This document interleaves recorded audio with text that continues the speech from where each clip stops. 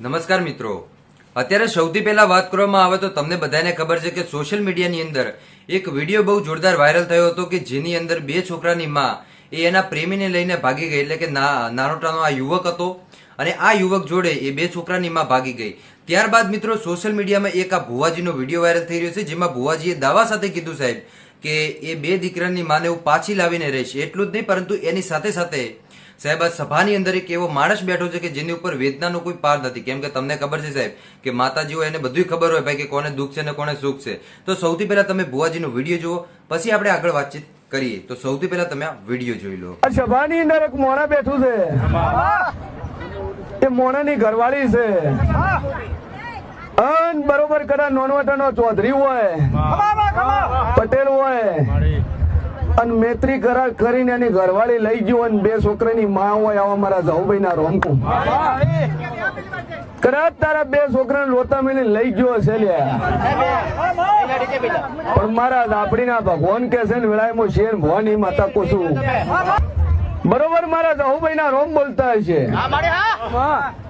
તો મિત્રો તમે વિડીયો જોયો છે. આ વિડીયો મેં તમને અડધો બતાવ્યો, આગળ તમને આખો વિડીયો બતાવવાનો છું.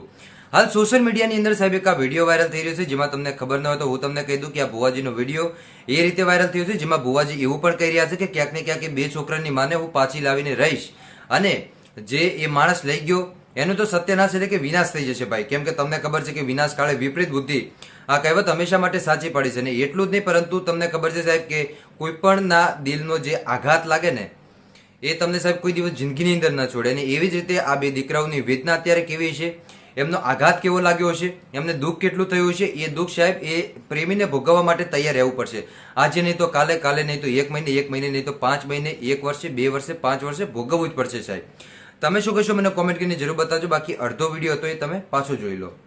મૈત્રી કરાર કર્યું અમારા દાપડીના ભગવાન કે છે પણ દુનિયા હું જેવું બોલતું છું લ્યા ભાઈ જો રમણ ભમણ ફેડન કરીને ગોતણ નબે હોતું મારું નામ જવું નહીં બોલતા છે.